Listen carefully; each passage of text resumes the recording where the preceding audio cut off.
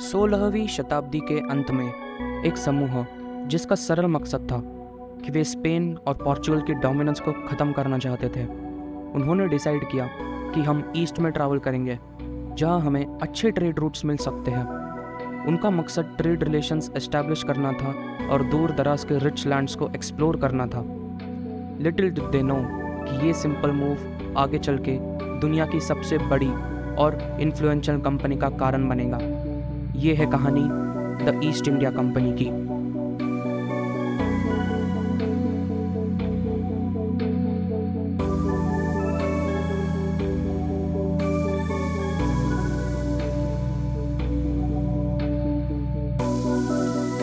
East India company Bharat में कैसे आई?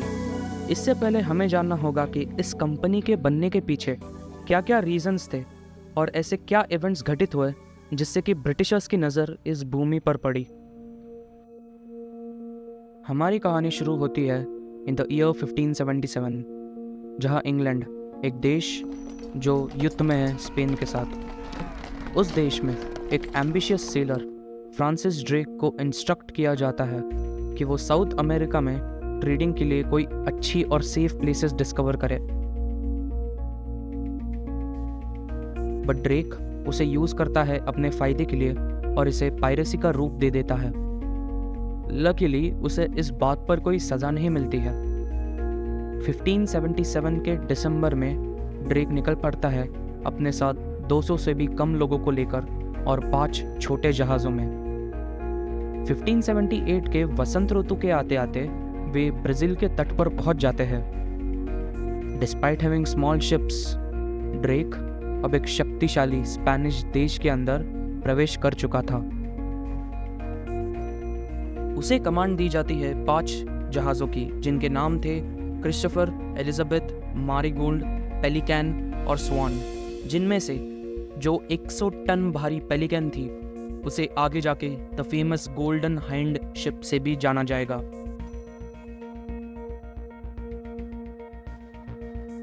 Drake के सर पर अपने मकसद की कामयाबी का इस कदर जुनून सवार था कि एक बार को तो उसने अपने ही एक कर्मचारी को सिर्फ शक के बिना पर उसका सर कलम कर दिया था।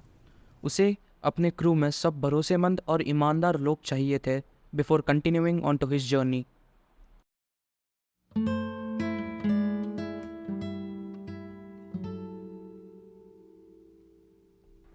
जब ड्रेक और क्रू साउथ अमेरिका के दक्षिणी तट पर पहुंच जाते हैं, तब 2 शिप्स, क्रिस्टोफर और स्वान, दोनों को वापस भेज दिया जाता है। बाकी के शिप्स स्ट्रेट्स ऑफ मैगेलन से अपनी जर्नी कंटिन्यू रखते हैं। भारी बारिश और तूफान के कारण ड्रेक उत्तर दिशा की ओर अपनी जर्नी कंटिन्यू रखता है। अपने एक्सपीडिशन में ड्रेक ने बहुत से स्पेनिश सेटलमेंट्स जैसे कि वेल्पाराइसो पे सरप्राइज अटैक्स प्लान किए थे, जिनमें वे बहुत सक्सेसफुल भी रहे। उन्होंने बहुत से ट्रेजर शिप्स को भी कैप्चर किया था, including the famous Nuestra Señora de la Concepción, जो सिल्वर से भरी हुई थी। Drake upon facing the storm America के कोस्ट के आसपास ही सफर करने का निर्णय लेता है। ऐसा माना जाता है कि ड्रेक ने अमेरिका के उत्तरी छोर में स्थित वैनकूवर शहर तक सफर किया था, वापस अटलांटिक के रूट की खोज में, पर वो अनसक्सेसफुल रहता है और वापस दक्षिण की ओर लौट जाता है due to harsh weather conditions.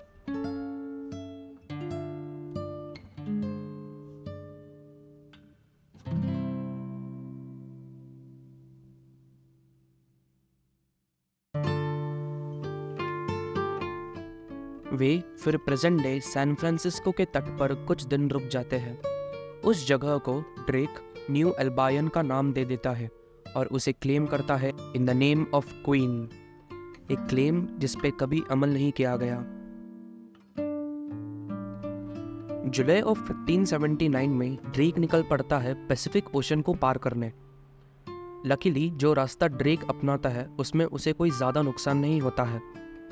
अक्टूबर में ड्रेक पहुंच जाता है इंडोनेशिया और फिलीपींस के आइलैंड्स पे, जिन्हें उस टाइम पे मलुकू आइलैंड्स भी कहा जाता था। उन्हें वहाँ के लोकल्स गामा लामा के आइलैंड की ओर रास्ता दिखाते हैं। ड्रेक और क्रू वहाँ पर रुक जाते हैं और वहाँ के सुल्तान बाबुल्ला उनका स्वागत करते हैं। वहाँ के सुल्तान उस रीजन के बहुत से आइलैंड्स को कंट्रोल करते थे।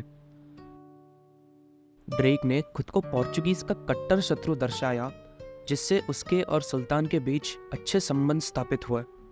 वो सुल्तान के राज्य में 5 दिन रहा और इतने कम कालावधि में ही उनका एक दूसरे के प्रति आदर बढ़ता गया।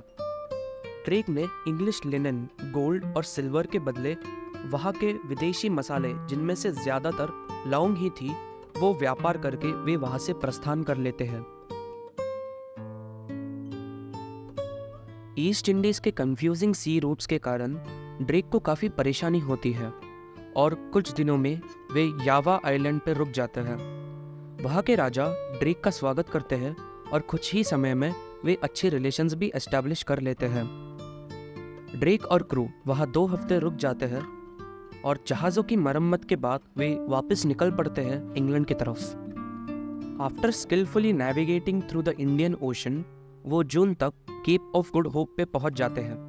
वहां पहुंचकर वो राहत की सांस लेते हैं, एज नाउ ही न्यू कि घर अब दूर नहीं। और फाइनली 26 सितंबर 1580, नियरली 3 साल और एक इवेंटफुल और चैलेंजिंग एक्सपीडिशन के बाद ड्रेक पहुंच जाता है अपना गोल्डन हाइंड लेके प्लाईमाउथ हार्बर के तट पर। वहाँ उसका स्वागत बड़ी धूमधाम से किया जाता है in the presence of queen. ये एक्सपीडिशन एक और कारण की वजह से फेमस हुआ था, पैसा, खूब सारा पैसा। एक एस्टिमेट के हिसाब से जो लूट ड्रेक लेके आया था, that was around 6 lakh pounds, जो उस टाइम पे इंग्लैंड की सालाना उत्पन्न थी। उनमें से क्वीन को मिले थे 1,60,000 पाउंड्स।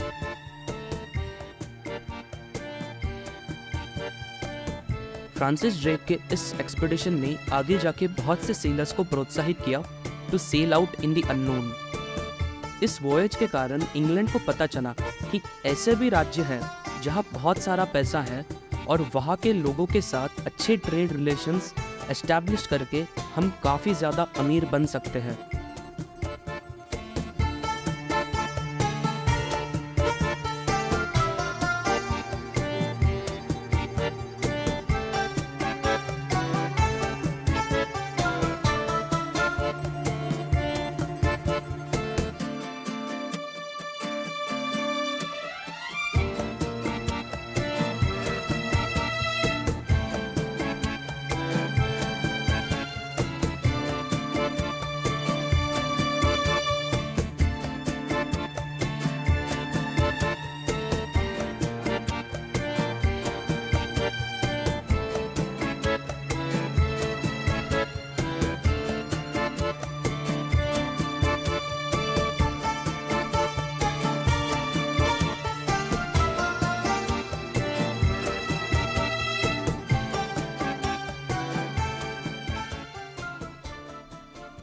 इंग्लैंड में आते ही फ्रांसिस ड्रेक एक हीरो बन चुका था।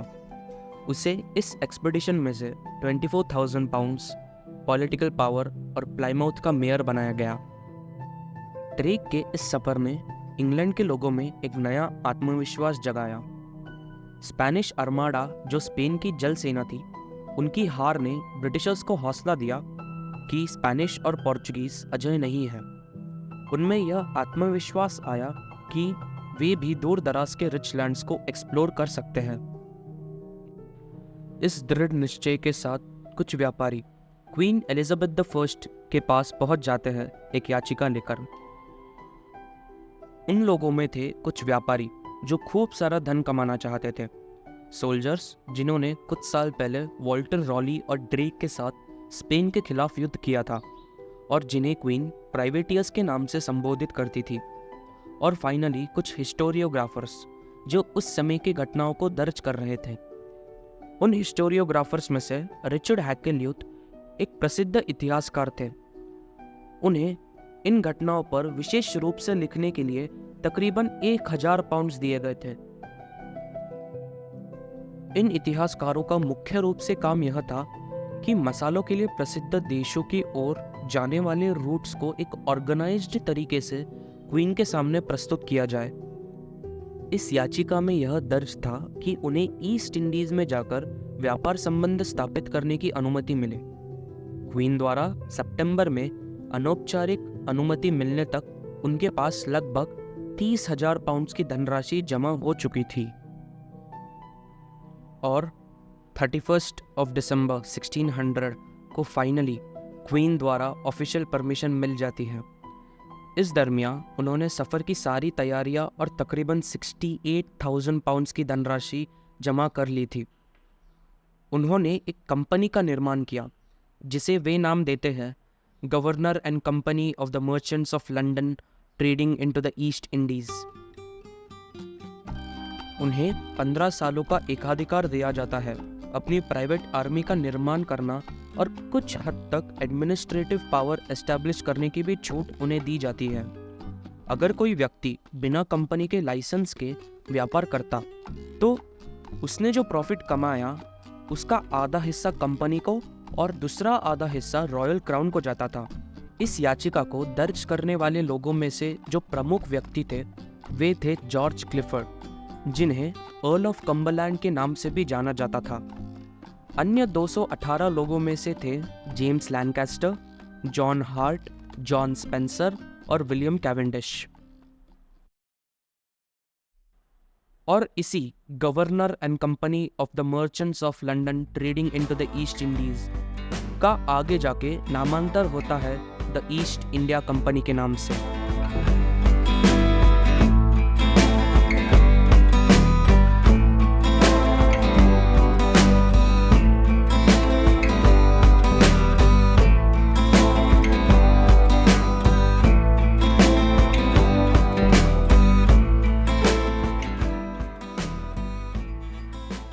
फरवरी 1601 को अंग्रेज निकल पड़ते हैं कंपनी की पहली वॉयज लेके।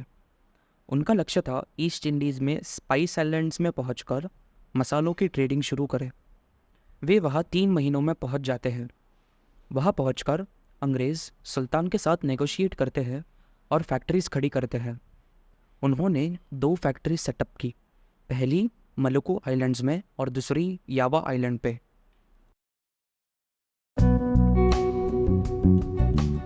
अंग्रेज़ों का प्रॉफिट शुरुआत में बहुत कम था। कंपेयर टू दिस कुछ लोग बहुत आगे थे अंग्रेज़ों से। वो लोग थे डच, जिन्होंने अंग्रेज़ों से बहुत सालों पहले ही अपना दबदबा ईस्ट इंडीज़ में जमा लिया था। अंग्रेज़ों के शुरुआती दिन बहुत असफल रहे।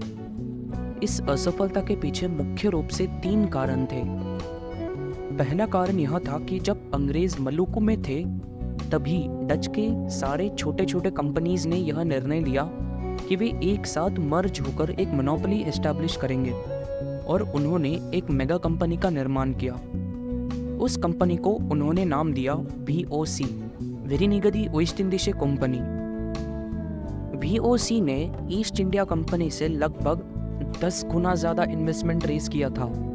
कंपेयर टू दिस अंग्रेज बहुत पीछे थे पूर्वी देशों के साथ व्यापार करने में।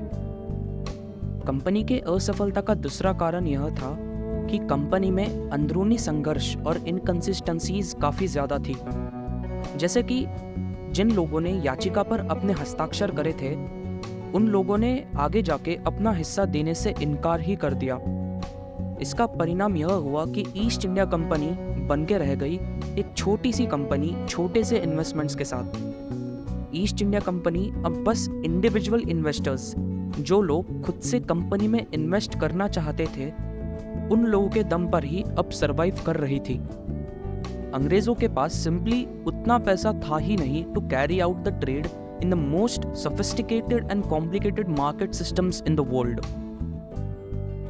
एक और कारण की वजह से ईस्ट इंडिया कंपनी को स्ट्रगल करना पड़ा, lack of motivation to carry out this business. एक जर्नल एंट्री के हिसाब से जो लोगों को वहाँ काम पर रखा गया था वे ऐसे थे मानो उन्हें न्यू गेट जेल से लाया गया हो। शुरुआती दिनों में उन लोगों ने अच्छा काम किया, but as the time passed उन लोगों ने खुद को ड्रिंक्स एंड वॉर्स के हवाले कर दिया। जो लोग वहाँ पर पहले से काम कर रहे थे उन लोगों ने अथॉरिटीज़ को बहुत सी कंप्लेंट्स की जिसमें उन्होंने ये रिक्वेस्ट की कि ऐसे लोगों को कंपनी से निकाल दिया जाए। आने वाले सालों में अंग्रेज़ों ने बहुत से एक्सपीडिशंस और ट्रेडिंग्स की in the east Indies, but वहाँ पर डच का दबदबा इतना ज़्यादा था कि अगर अंग्रेज़ डच को कुछ दिन और टॉलरेट कर लेते तो डच ईस्ट इंडीज़ को अपना खुद का राज्य घोषित करने में भी कोई संकोच नहीं करते। 1623 में वीओसी, जो डच कंपनी थी, उनकी आर्मी ने अंग्रेज़ों की फैक्ट्री जो मलुकू में स्थित थी उस पर अचानक हमला कर दिया। 10 लोगों को बेरहमी से टॉर्चर करके मार दिया गया था। स्पाइस आइलैंड्स अंग्रेज़ों के लिए नहीं, ये संकेत डच ने इंग्लैंड को साफ साफ दर्शा दिया था। इस हमले ने अंग्रेज़ और डच लोगों के बीच सालों के कॉन्फ्लिक्ट्स को जन्म दिया, जिसमें ज़्यादातर अंग्रेज़ों की हार ही होती थी। काफ़ी असफलता और पराजय के बाद अंग्रेज़ों ने सोचा कि अगर हम मसालों के क्षेत्र में कुछ दिन और व्यापार करते हैं तो हमें कंपनी ही बंद कर देनी पड़ेगी। उन्होंने फिर सोच विचार करने के बाद यह निर्णय लिया कि मसालों की ट्रेडिंग बंद कर देंगे और अपना फोकस स्विच कर देंगे towards fine cotton, textiles, Indigo और चिंजेस। और इन सब चीज़ों का उस समय सबसे बड़ा निर्माता था भारत। इसी निश्चय के साथ वे निकल पड़ते हैं भारत की ओर, जो उस समय कहलाता था सोने की चिड़िया। और इस सोने की चिड़िया के पर काटने अर्थात उनके साथ व्यापार करने के लिए 28 अगस्त 1608 को अंग्रेज ने सूरत के तट पर अपना पहला कदम रखा। And the rest is history.